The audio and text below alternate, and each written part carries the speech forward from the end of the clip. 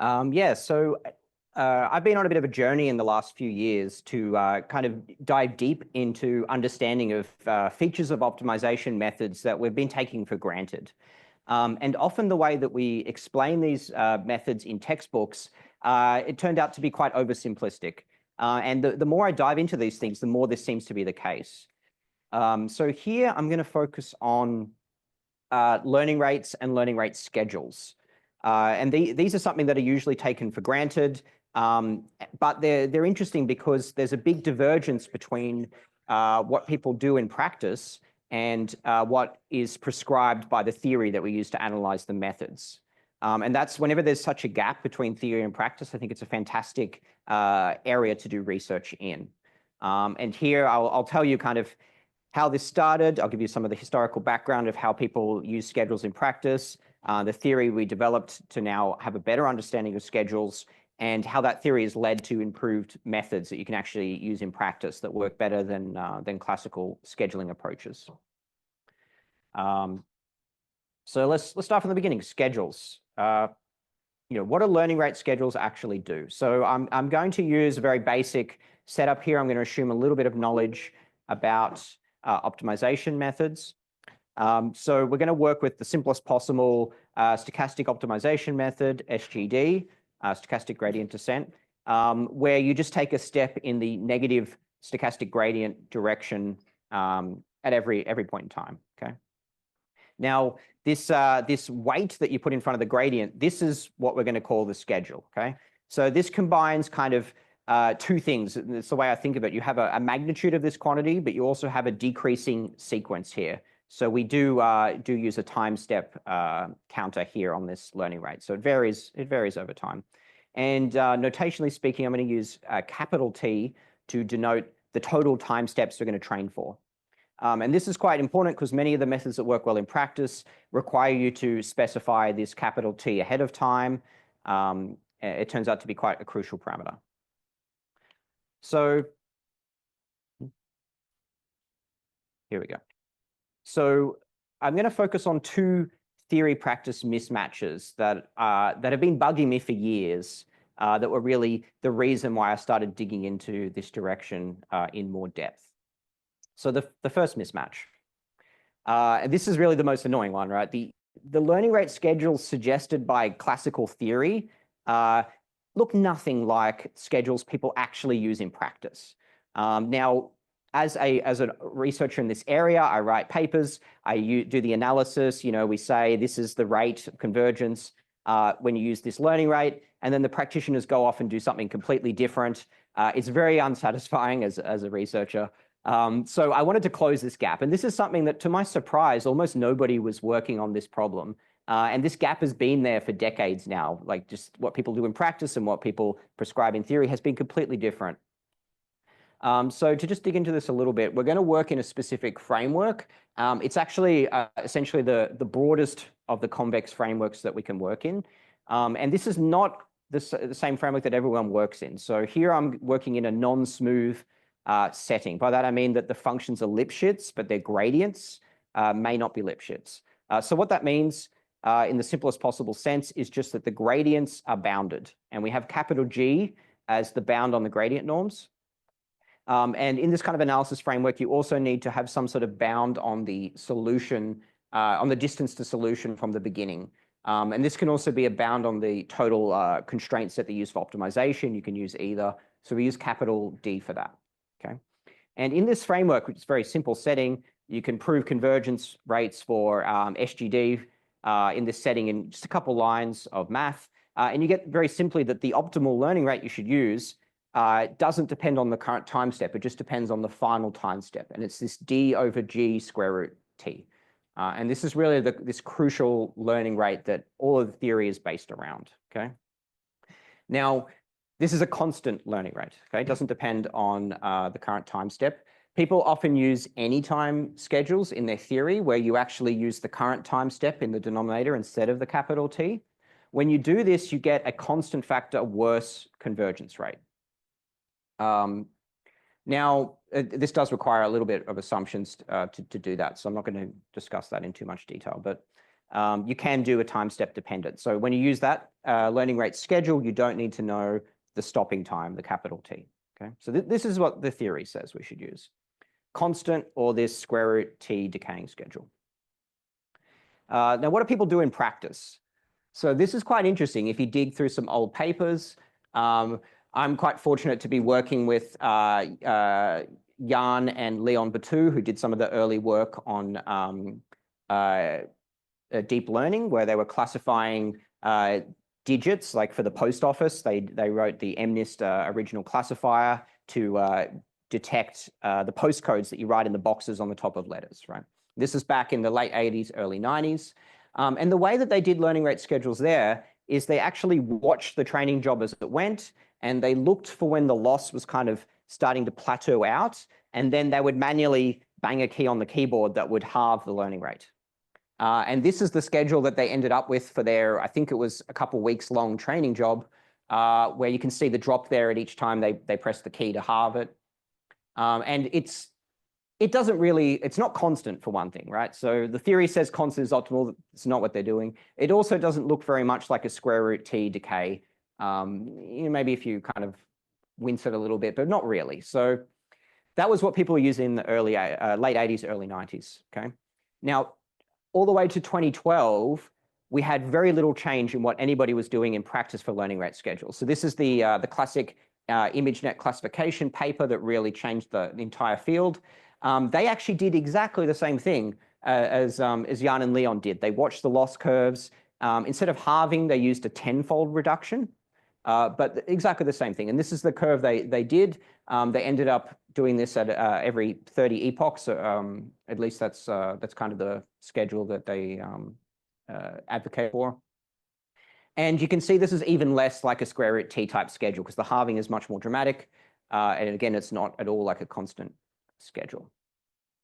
So really the only progress we made here towards more interesting schedules is actually in 2017, where this cosine schedule was discovered.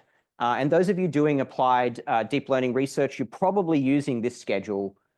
Most people now are using this schedule for what they're doing. It's the current kind of accepted standard practice. And this schedule has two components to it. The first part is a warm-up, which is usually done for somewhere between 2% to 20% of the run. You do this warm-up, and the warm-up is linear, so you can see that's a straight line increase at the beginning. And then it decays in the shape of a cosine function. And this, again, is very different than the other two, and also nothing like a square root function and nothing like a constant function. Okay. And I can tell you that this cosine schedule was quite an important discovery. For ImageNet classification, it was the first optimization advance that gave any improvement to test accuracy in years without changing the underlying model. So just changing the optimizer. It was the only advance that did anything in years. So it was quite an important discovery. And you might wonder, like, what's so special about this cosine function? There's been many papers analyzing the shape of this function, trying to work out, like, why is this so magical? Now, you'll find out later in the talk that I don't believe the cosine function is magical. It just happens to have the right shape approximately. So there's nothing special about this cosine function here. The warm-up is also very crucial, and it's less useful for ImageNet problems, but very important for other problems. So those two components are really the key innovations there. And yeah, so in practice, most people are still using this this method that's, we're getting close to a decade old for this.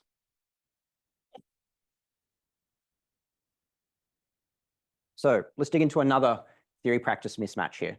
And this one is also one where we tend to hand wave it away. So when we do the analysis of these optimization methods, I didn't mention this earlier, but we don't actually analyze the last point in the sequence, the X capital T that you get at the end. We actually analyze the average iterate. And this is, it's kind of bizarre because, I certainly have, a few years ago, would tell people, oh, we analyze the average iterate, but we return the last iterate because the last iterate actually seems to be better in practice. And so this is one of those things, like a folklore thing, that this last iterate seems to be better. But for some reason that we didn't understand at the time, we needed to analyze the average iterate. It has nicer properties statistically. And so there's thousands of papers that analyze the average iterate, and then in their experiment section, they actually use the last iterate as the quantity that they plot. Thousands of papers that do this. So the reason why is to get the worst case optimal rates, you need to use this average iterate. At least that's the classical analysis. If you dig into the convergence rate of that last iterate, you actually find it's worse by a log factor.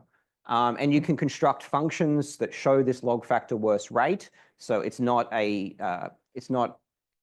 like a loose bound or something. It's potentially can really happen. And these functions are not so odd that they would never come up. So this is actually quite a real concern, this log t worse rate of the last iterate. So that's from the theory point of view. So what do the experimentalists say? So if you talk to people doing experimental machine learning, they'll tell you that this square root t schedule isn't very good. There are a few problems where people use this. You'll see in the literature, sometimes people do use the square root t decay schedules in practice, but overwhelmingly, people use things like the cosine schedule or the step decay schedule.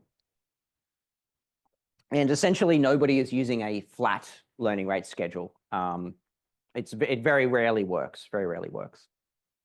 And this second focal that I mentioned already, people generally believe that the averaging is bad. So if you average your iterates like this, as the theory says, you actually don't get good results for that average point. If you just do it exactly as the theory prescribes, it doesn't give you good results. So people don't do it, and they say it's just an artifact of the analysis. It's not reflective of real problems.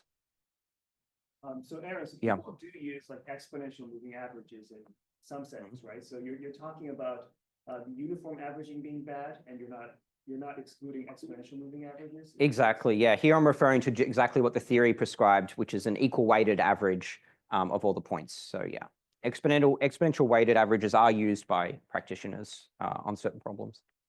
Mm-hmm.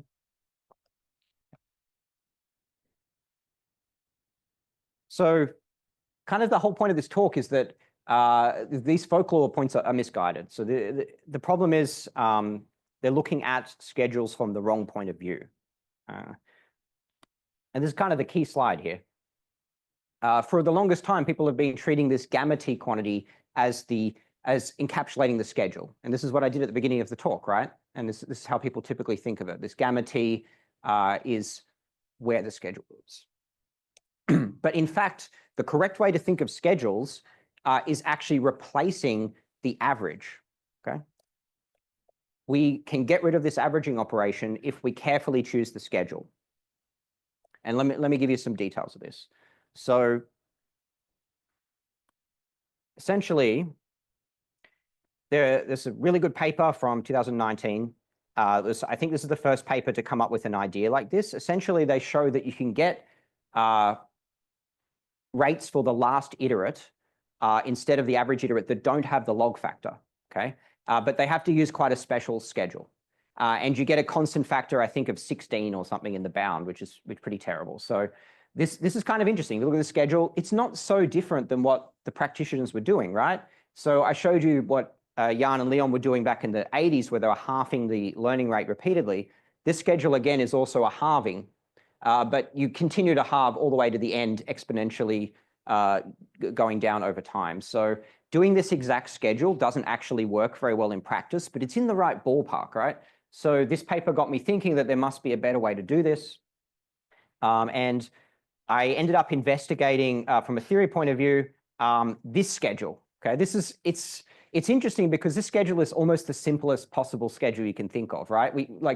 Heuristically, we want the learning rate to end up at 0 at the end, and we want to start with the full value.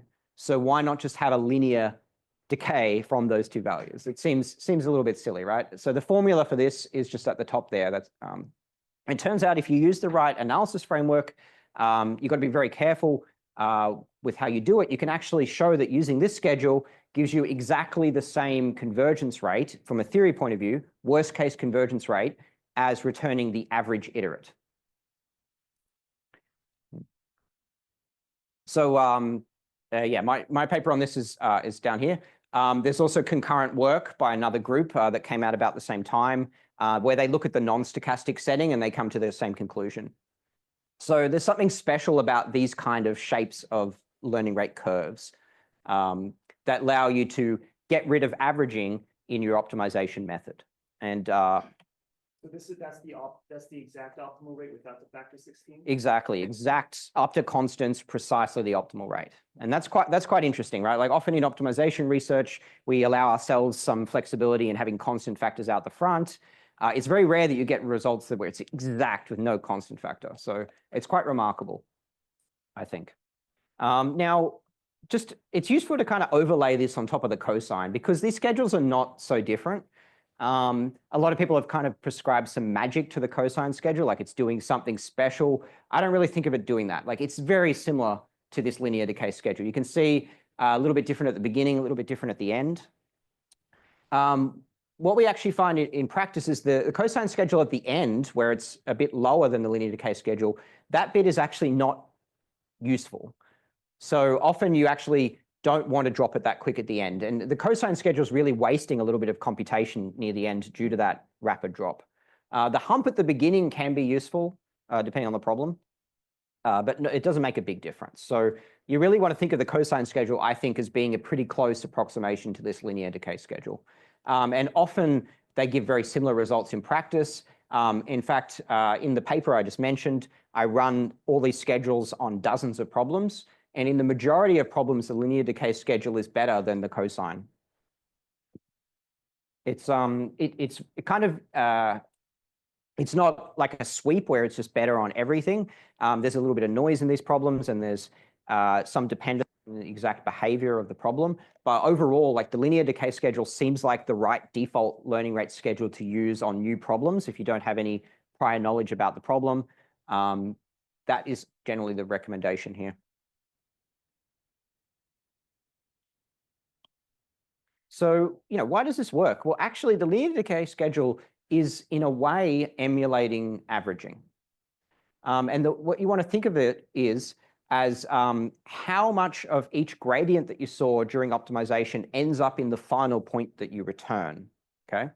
Now, you can see that the gradient from the very first time step, it's in every term in the average. So it appears with weight 1 in the output, right? Just as if the value from the beginning of a learning rate schedule has weight 1, okay?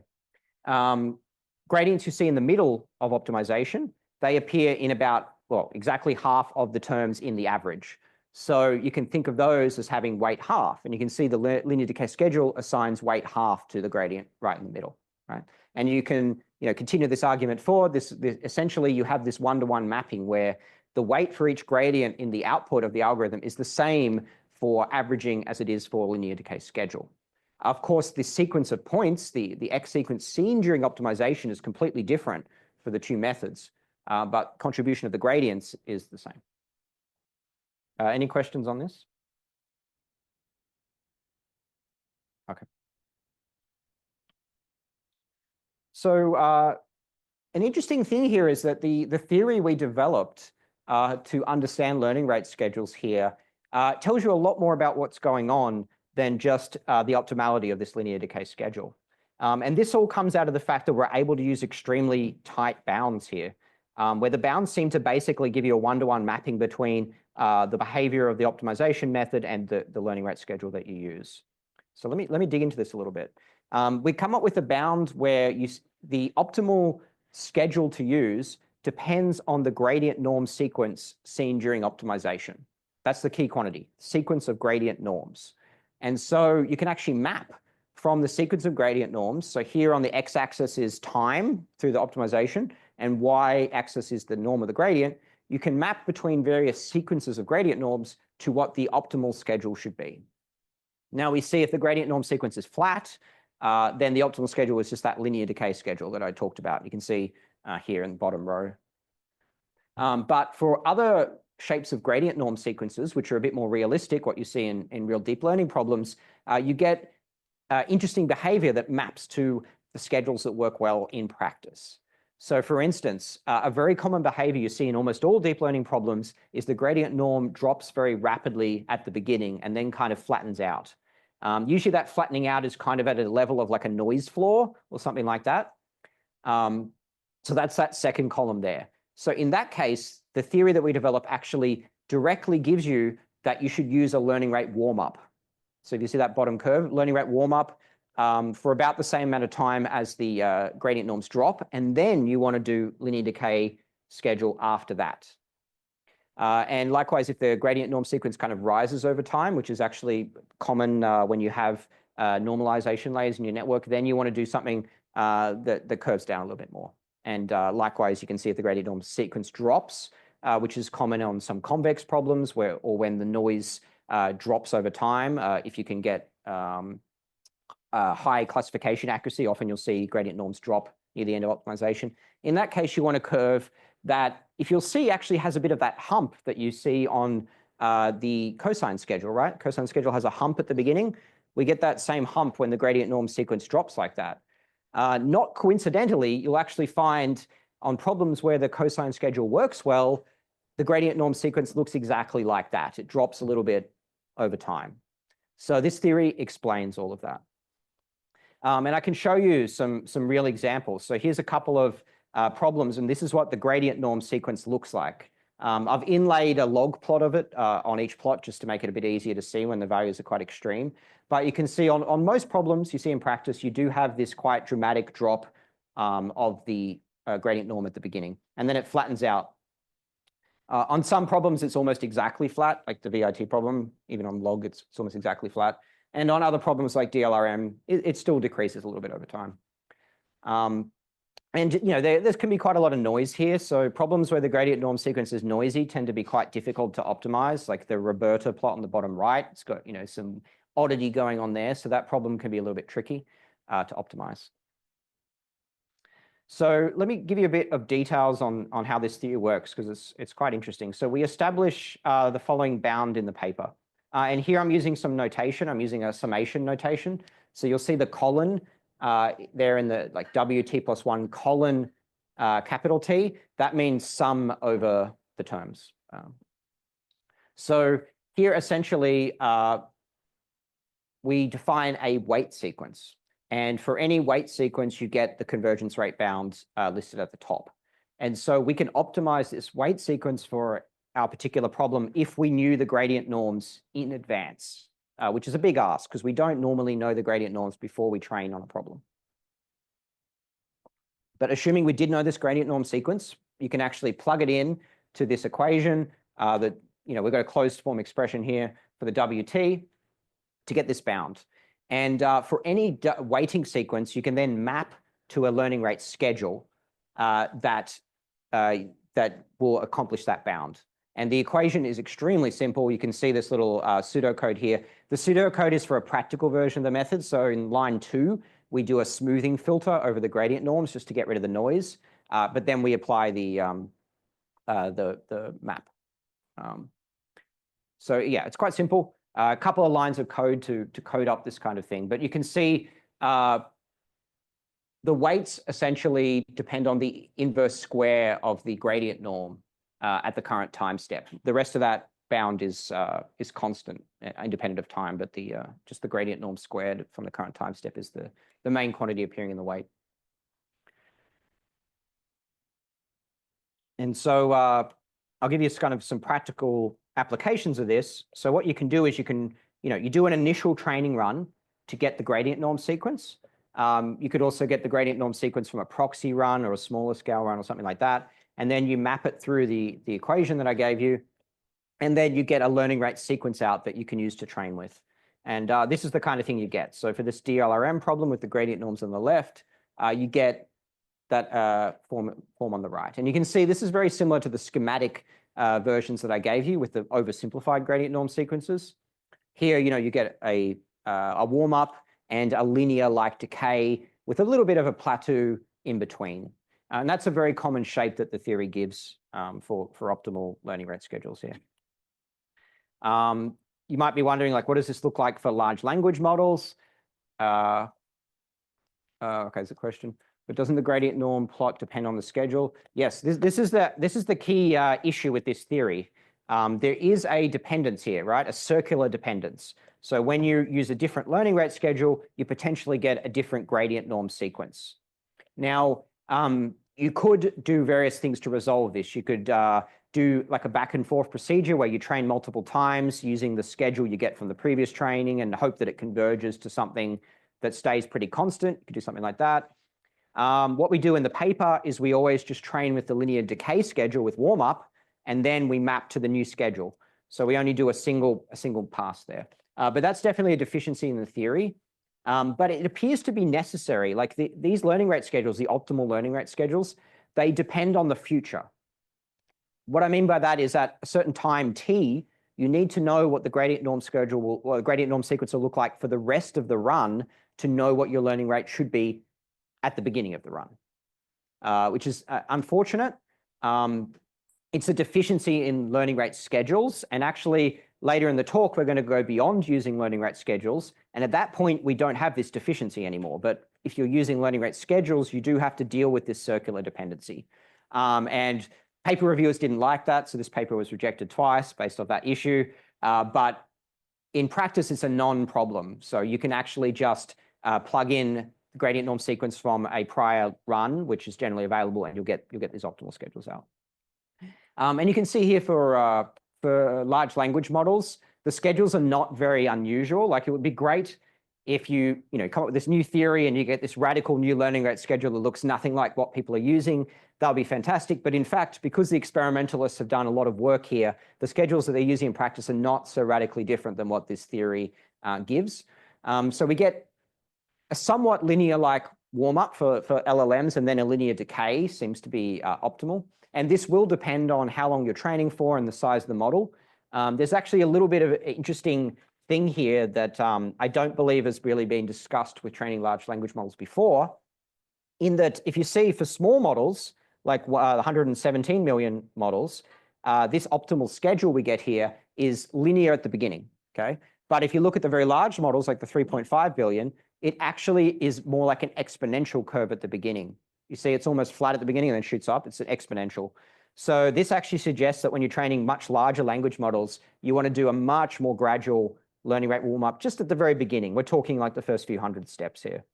Now, does this make much of a difference in practice? I don't know, probably not very much of a difference, but it's interesting to be kind of optimizing these bounds very precisely, which was something we had no idea how to do this before this work. Yeah.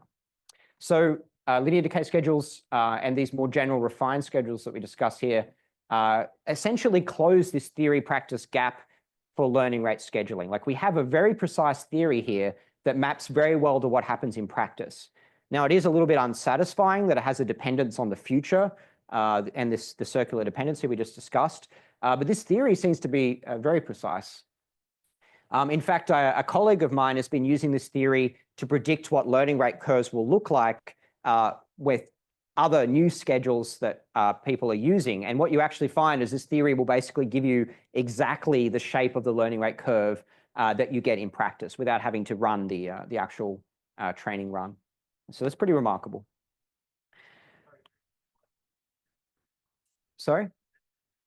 So you can, so I gave a bound here at the top here of what the function value suboptimality should be given gradient norm sequence, okay? So we can actually predict for any learning rate schedule, just plug in the computed weights here and predict what the shape of the bound should be.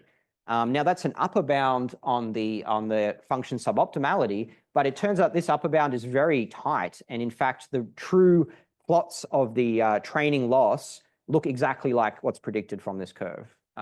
It's quite remarkable. So you can see that actually for, there's a schedule people have been using recently, the WSD schedule, which is a flat schedule and then decay at the end.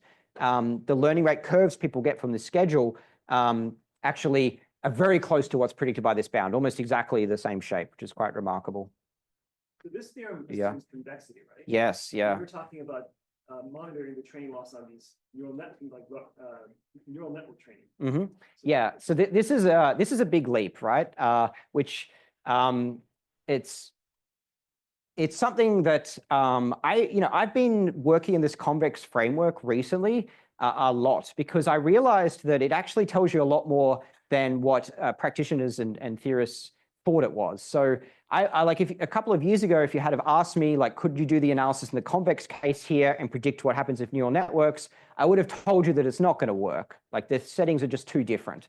But then, you know, when I've sat down and done all this work, for reasons we don't fully understand, the behavior of these neural networks is remarkably like what the convex theory predicts. It behaves much more like what the convex theory predicts than what non-convex theory predicts. And I don't have an explanation for this. I personally believe it's due to when you move to very, very high dimensionality, these problems behave more like convex problems because you're closer to working in function space where things become more and more convex as you get your function class more and more flexible. So that's probably what's going on. But this is a huge leap, right? It really is. Doing analysis in the convex setting and extrapolating all the way to trillion parameter non-convex problems, it's a big leap. But remarkably, it seems extremely predictive in this setting. And there's a little bit of subtlety here. It does come down to the exact setting that we're using here. I mentioned at the beginning that we're working with this non-smooth convex setting. Most theory people do is actually assuming smoothness. And this is usually also what people assume in the non-convex setting. People assume smoothness. This kind of analysis is much more difficult to do in the smooth setting, and you get very different results. It seems like the non-smooth analysis is actually closer to what's going on with neural networks. And I believe that's due to noise being a dominant factor in neural network training. Noisy problems behave like non-smooth problems. And this comes down to the way you analyze them. In both cases, you tend to just bound the gradient norm by some constant. And if the problem's noisy, that'll be a bound on the variance in some way, or a bound on the maximum gradient. If it's non-smooth, that's just bound on the gradient. So you kind of do the same analysis technique in both situations. So maybe this is just kind of a quirk of the way we do the analysis, that you can use the same techniques for both. But it does seem like this non-smooth framework is extremely predictive. In fact, like all of my papers the last couple of years have been crazily extrapolating from convex problems to high-dimensional non-convex problems, where for some reason it seems to be still working. Yeah, so I've been advocating for this in my talks. Like, I really believe don't look at the non-convex setting, maybe as a second point, but start with the non-smooth convex setting, because I've never found anything that that the theory says works in the non-smooth setting that doesn't work on neural networks, right? Whereas almost everything that the theory says works on neural networks doesn't actually work in practice, unfortunately. So yeah, it's a bit unsatisfying that we're extrapolating to a very different setting, but this seems to be a very promising way to do research in optimization. But annoyingly, when you're working in this non-smooth setting, you have much fewer tools that you can work with from a theoretical point of view. Like, assuming smoothness gives you much more interesting inequalities to use, richer theory. So this setting, this non-smooth setting, it's much simpler, much more limited. All right, so now to the third theory practice mismatch here. And this is kind of the second part of the talk. So, you know, I told you that this linear decay schedule works extremely well, and that in some sense it's emulating averaging, okay? But as the practitioners have noted, and which is a true thing, that equal weighted averaging doesn't work very well in practice. Now, you might just hand wave this away to this gap between us doing analysis in non-convex setting versus convex setting. But as I told you, I don't believe in that gap. So I didn't hand wave it away, and I started digging into this problem. Why doesn't averaging work in practice? Because the theory suggests it should. And in fact, if you investigate it in the convex setting even, averaging doesn't work as well as the linear decay schedule, even for convex problems. So there's something going on here. Now, the key insight is that you need to do something a little bit different. You need to do a new type of momentum on top of the averaging to make it work. And this is kind of the paper I'll be presenting at Europe's next week does this approach. So the technique we came up with, we call it schedule-free learning. Why do we call it that? Well, it's a little bit of marketing, okay? Because if you want your paper to be read, you've got to market it well. One of the key problems that practitioners have to deal with is setting the stopping time, capital T. And all of the schedules that we discussed require you to specify this T right at the very beginning of training. There are schedules where you can specify T later in training, But if you're using a learning rate schedule, you will need to specify your capital T at some point. You can't just stop at any time during training with any of these schedules. So it's a real practical problem. People at my company actually came to me. They're like, hey, Aaron, you're the optimization guy. Do you have a solution for this? I said at the time, no, I have no idea how to solve this, but I'll work on it. And I happened to be working on the scheduling at the same time, and these things kind of came together as a high priority problem that people needed to solve. And it turns out that this is possible. So the approach we came up with maintains this optimal rate. So it's an averaging method similar to the classical averaging. The classical averaging that I told you about, we'll call that Polyak averaging. That's the tradition, although whether or not it was first done by Polyak is unclear, but most likely. It has the same optimal rate in that convex class as Polyak averaging. So we're still worst case optimal, but we now improve the practical convergence of the method. And in fact, we're able to improve the practical convergence of averaging to get it to the same point as cosine and linear schedules, and actually better on many problems, which is quite surprising. And the method's very simple. So this is kind of the key equation. This is what the method looks like when you apply it to SGD, or actually, sorry, just gradient descent in these slides. So we have three equations here. Now, the middle equation, we'll talk about that first. You'll recognize this as just being the classic gradient descent step with two differences. First, we're using a fixed constant step size. So if you recall, I told you the theory says that a constant step size is optimal. I believe the theory, and we use a constant step size here. You can experiment with this, and in fact, the constant step size is what works best. So we're actually matching the theory there. The other thing is the point that we evaluate the gradient at is not this Z sequence. It's not this iterate sequence. It's actually a different sequence. So let's look at that equation, this Y equation at the top here. This Y equation is an interpolation between two sequences. One sequence being your main iterate sequence, the Z sequence. The other sequence is actually a running average. And this running average sequence, the last equation here, X, is simply an equal weighted average of the Z iterate sequence. So if you recall, in Polyak averaging, we maintain this X sequence, this average, but we don't use it in the method. We just return it at the end as our returned iterate. Here, we're actually incorporating this X sequence into the method via this Y interpolation, okay? And I want you to think of this interpolation as having about a 0.9 value. So if you look at this equation, the Y sequence is mostly the X sequence.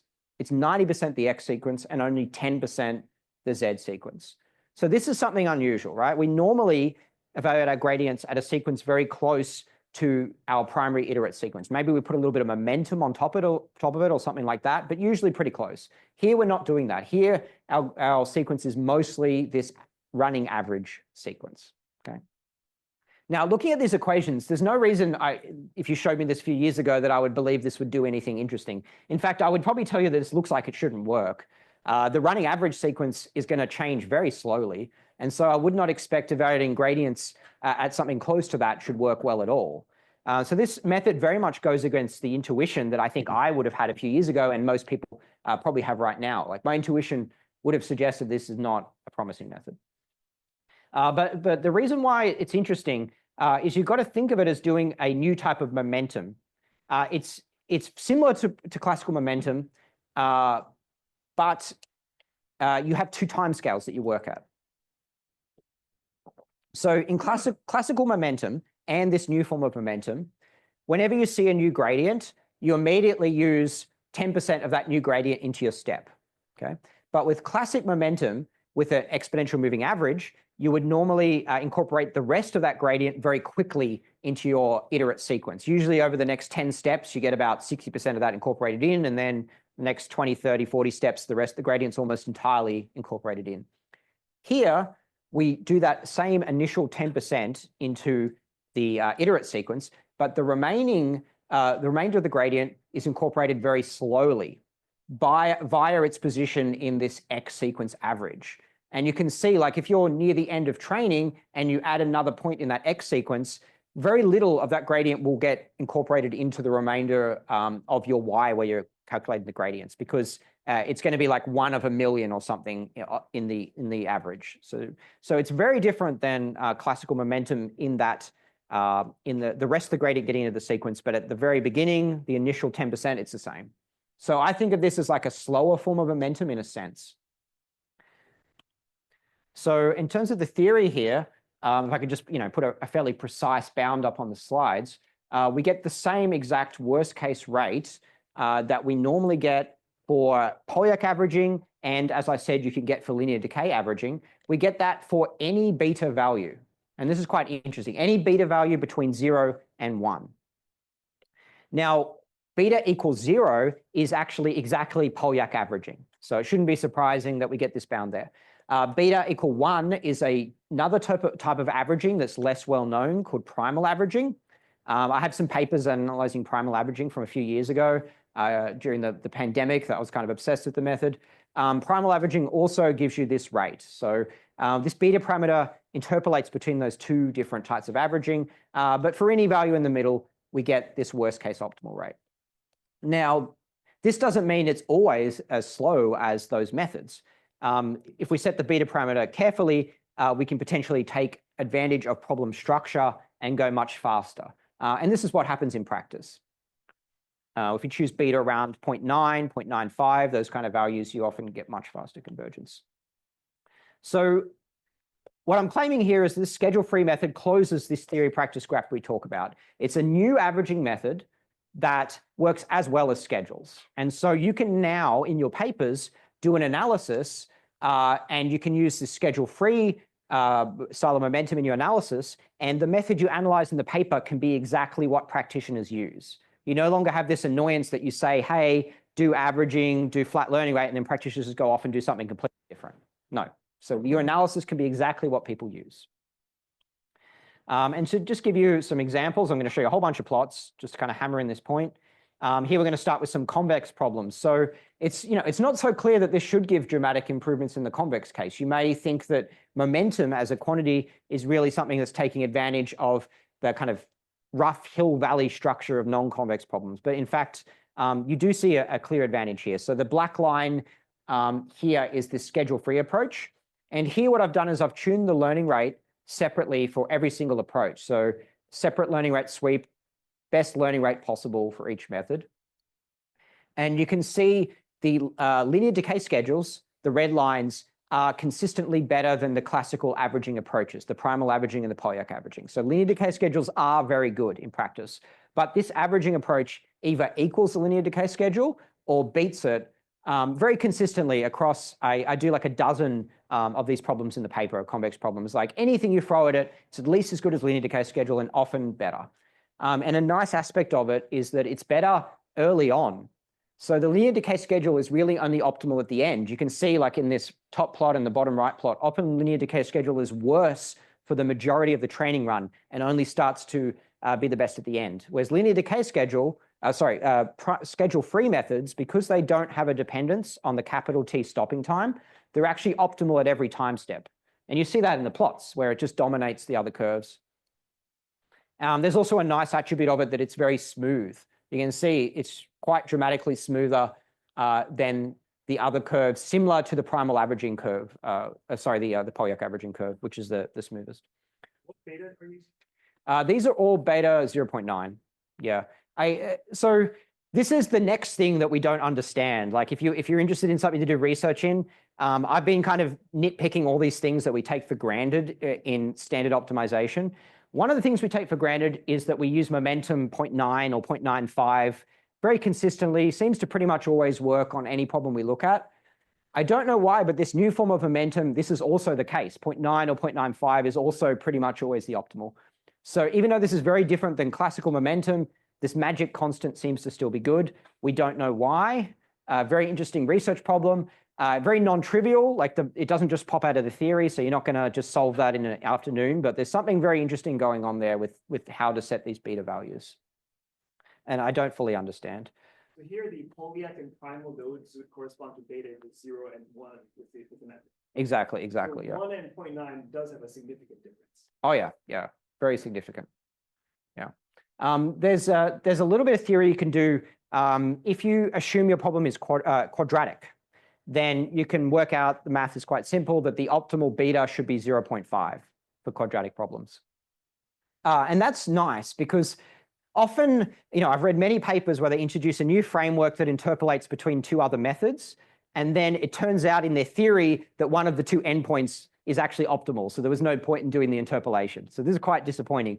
In this case, we actually find that the very middle point of the interpolation is optimal for quadratic problems. So that's just very nice that we're actually outside that, that kind of problem that many papers run into. Yes. You did mention that the learning rate scheduling do depend on future steps in a particular problem. How does the learning rate free scheduling, this learning schedule free approach remedy this problem? Because you did claim that it's sort of optimal at each time step. Yeah. So there is some like trickiness to this, right? The theory here, if you look carefully, we assume that the constant step size we set depends on capital T, okay? So I'm cheating a little bit there. I'm using a constant learning rate, which does depend on capital T. Now, you can just use small t there to get an anytime rate, and you lose square root 2 factor in the bound if you do that. So it's not a big deal. We do a bit of analysis in the paper. It seems like that kind of learning rate is actually very pessimistic. In practice, you just want to use d over g without the square root t. And we have like some conditions you can check for your problem, in which case that ratio seems to work. But the other aspects of the method, like it doesn't have any dependence on the current time step, like in terms of this running average, like in the math, you can see we compute the average of the points via running average. So you always have that x quantity, which is the current average of the points. And the equations elsewhere don't involve the capital T. So it only comes up through the gamma. So so that's kind of why you can do that.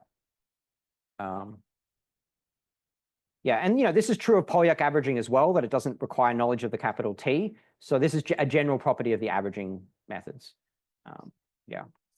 Follow-up question. Did you arrive at this idea by simply thinking about the interpolation between Polyak and primal, or is it more of a, can we try to match the form of returning the last iterate, but then with some kind of averaging and then piecing things together?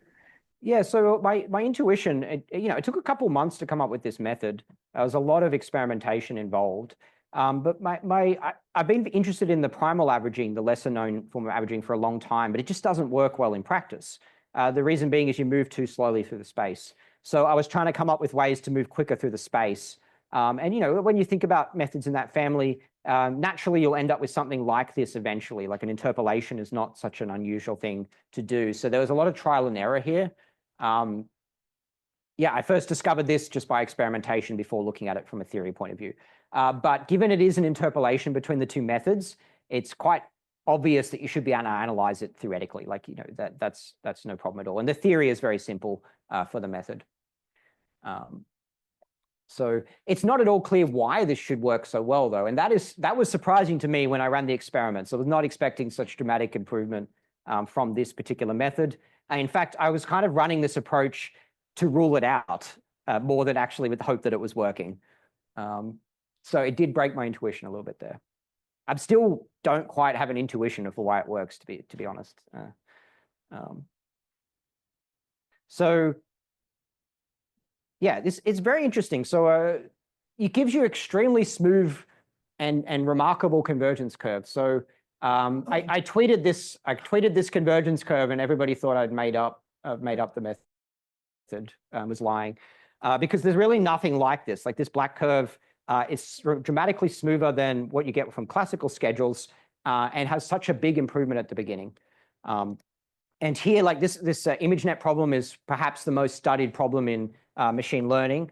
So people have thrown kind of everything at it, and we know the cosine schedule is the best you can really do on this problem. There just isn't any way to eke out more performance via a schedule. And you can see that the schedule-free approach just exactly matches it. So it's just, yeah, almost exactly the same. Now that does require you doing weight decay and learning rate sweeps for the method. So you don't use the same learning rate or weight decay as you use on the cosine schedule. And here, just kind of a little bit of a curiosity, you'll see the stepwise schedule is a bit worse than cosine schedule. So I mentioned that that improvement in 2017 of the discovery of the cosine schedule gave you like about 0.5%, a bit less than 0.5% improvement on the problem.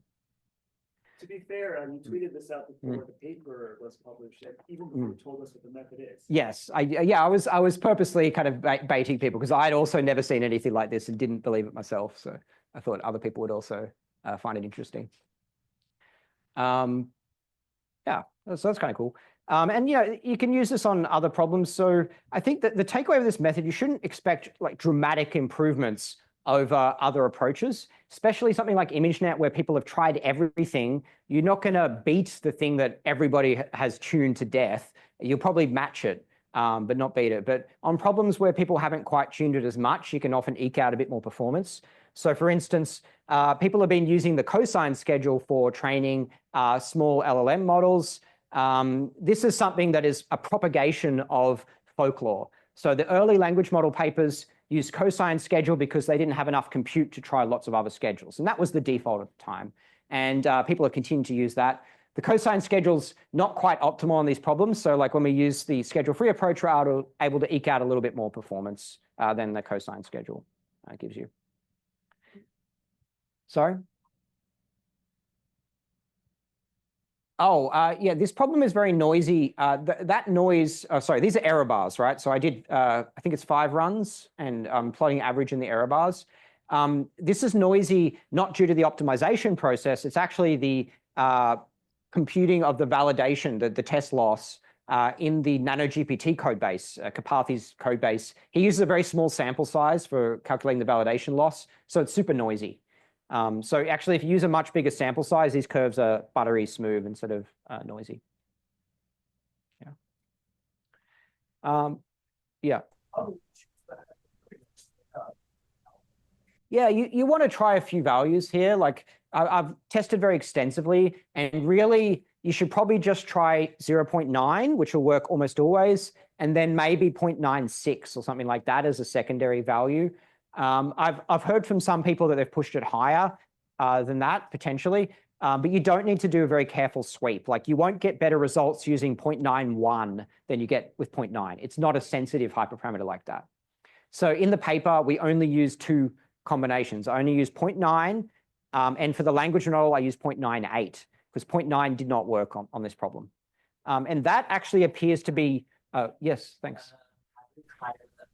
Other optimizers. Yeah.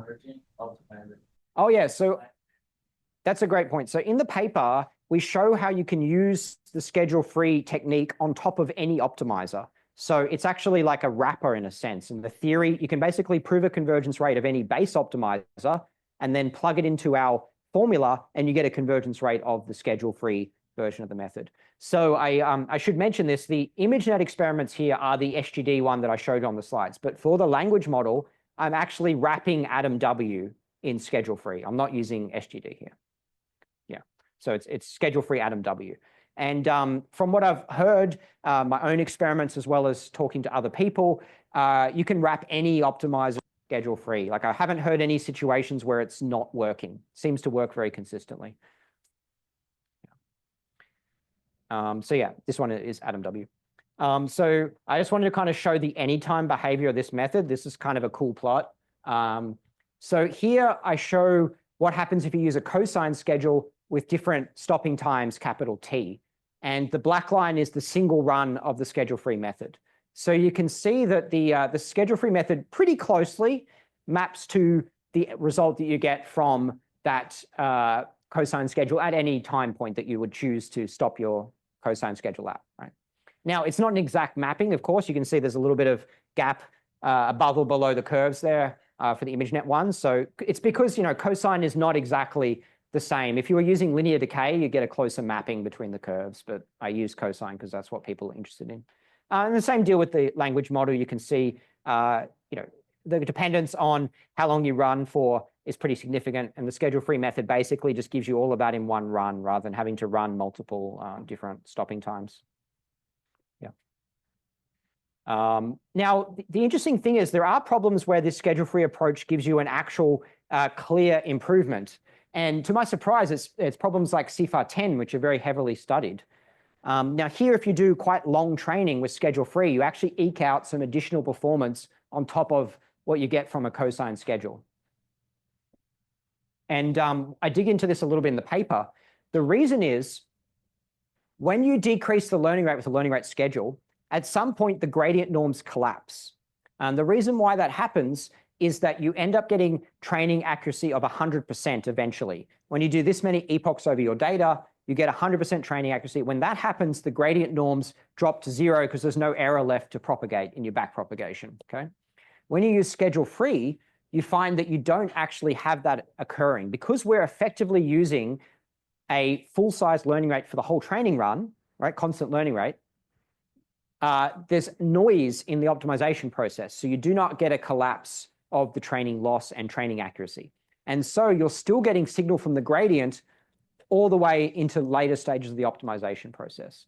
So here in this plot, you see that blue curve, you see it flattens out. That's when the training loss collapses for cosine scheduling. You can see it happens like epoch 200. So you're basically wasting, or at least making very little progress for that last 100 epochs. Whereas with schedule-free, that's not the case. You just keep learning. So there's not that gradient norm collapse. So that's quite a nice property. You know, some more examples. So I like to run a lot of experiments just so practitioners kind of believe me that it works. Usually about a dozen experiments, something will be enough, but you can get it to work on almost any problem. This Kaggle-Cretio problem is quite interesting because this is close to what people use in practice for recommendation models. Like for instance, when you open up your Instagram or Reels feed, the algorithm that recommends what content that you see uses an algorithm similar to this DLRM method. So you can see the optimization method works even on these practical problems behind the key algorithms being used in production applications in big tech companies. So here is the wrapper bound that I mentioned. Now, I think, you know, this is a little bit more technical than the rest of the content in the slide, but I thought I would walk through this a little bit since we have a little bit of time and this audience is a bit more technical than others that I've presented this to. So this is the wrapper theorem. You can take any base optimizer, and this theorem gives you the final convergence rate. So let's dig into this a little bit. First, this XT sequence. If the weights are constant, WT is just equal to 1 the whole time, then our XT sequence is an equal weighted average. Our theory here allows you to use any weighting sequence. Now, you'll recall earlier in the talk, I talked about weighting sequences being used to determine the best learning rate schedule to use, okay? You can actually use those weighting sequences we determined all the way back then. You can plug them into this bound. So I mentioned before that learning rate scheduling approach requires knowledge of the future. If you're doing averaging, you no longer need that knowledge of the future. You can use the weights from the current time step to determine your averaging sequence. So it opens up a lot of flexibility into how you use the method. In the paper, we always use constant weighting sequences, but you can definitely eke out more practical performance by using customized weighting sequences. And I think this is something people will probably look at in the future because there's some interesting things you can do there.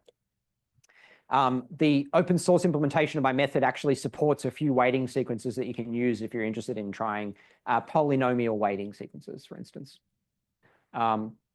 So what bound does is it gives you a mapping from your original method's regret bound to a bound on the last iterate function suboptimality. So last iterate function suboptimality, that quantity in the numerator on the right is the expected weighted regret.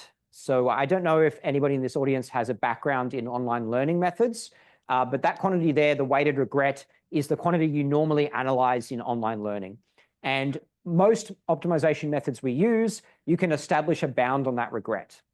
So the way you would use this theorem is you prove a regret bound for your base algorithm, you just plug it into the numerator of the expression here on the right, and you get a bound on the last iterate convergence of schedule-free.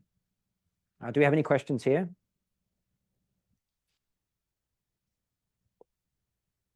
Okay. And the W's be chosen adaptively? It's chosen by looking at the previous information? Yes. You don't want to have them depend on the current observed gradient, but they can depend on any previous information for the current time step. Yeah. And it's quite nice. So we entered this algorithm, schedule-free atom W, into the ML Commons AlgoPerf algorithmic efficiency competition. They have a self-tuning track, which I've spelled incorrectly here. And we actually won the track. So this is something I'm quite proud of. This is earlier in the year. Annoyingly, that we didn't get any prize money, but we did come first in that track. Here you can see on the problems in their competition, the black curves here being the schedule-free approach and the red curves being the classical baseline that they shipped with the contest. And that was a very tuned baseline, so it's very difficult to beat. We were actually the only entry in the contest that could beat the baseline that they shipped. So when you think of what state of the art is in machine learning optimization, this n-atom-w method that they use in this competition really is the best first order method baseline. Like there really isn't anything better. So no one else was able to beat this. Via our schedule-free method, we actually just wrapped regular atom W. So we didn't use the n-atom version. We used regular one. We just wrapped it in schedule-free. And we got a clear improvement. So we're able to beat it on average across the problems. And you can see a nice aspect of this is, again, the smooth loss curves. Schedule-free just gives you way smoother loss curves. So that's nice from a practitioner point of view. You don't have to stress out every time your loss curve drops because you just don't have those drops. I've got a funny anecdote. A friend of mine is training very large language models, and the CEO of this big tech company often is like yelping when the loss curve drops. So the CEO of $100 billion trillion company is literally watching these loss curves, and every time it drops, they go on a Zoom call and like, what do we do? The loss curve has dropped. Do we just let it keep running, or do we do something? Should we drop the learning rate? So that's obviously very stressful. And we prefer to not have those drops at all in our loss curves. So with schedule-free, you largely avoid that issue of these sudden drops. And just a little bit of a visualization, just trying to give some more understanding of what's going on here. So here I'm showing a plot of various sequences over time. So when we're working with these averaging methods, we have two sequences, really. We have the X sequence, which is that average iterate sequence, and we have the Y sequence where we evaluate the gradients at. The Z sequence, you can think of it as kind of ancillary, so I don't plot it here. So this top row is what happens when you use a linear decay schedule, and that's what the Y sequence looks like. You can see very clear pattern over time as we incorporate the gradients over time. The Y-axis shows the weight that gradient ends up in the current point. And you can see with the linear decay schedule, you basically just keep adding on as you go, right? You add on the new gradients. When you're doing averaging, you actually do something a little bit different, right? You increase the weight of past gradients over time. So if you look at that magenta curve from the first column in the Polyak averaging, the second row, you can see that those gradients at 20% of the run, they start with very small weight in the run, but then in that last column, which is the end of training, you can see that gradient which from that 20% is actually being boosted up in strength. So that's what averaging does. It boosts up the strength of gradients from when you saw them earlier to later. And with Polyak averaging, our Y sequence where you evaluate the gradient at, the gradients are always full strength in that sequence. So that's why the blue is constant across as we go across, right? Primal averaging, the other extreme of schedule-free, you can see the blue and the magenta are actually exactly the same. So they overlap on top of each other. You can't see them. With schedule-free, you get something in between the methods, as we talked about, where the contribution of the gradients to the current point that you're evaluating the gradient at is the blue, is above what you get with primal averaging, but lower than Polyak averaging. And it seems to be the right kind of middle ground to show what's going on. Yeah. All right, that's all the slides I have for you today. Thank you.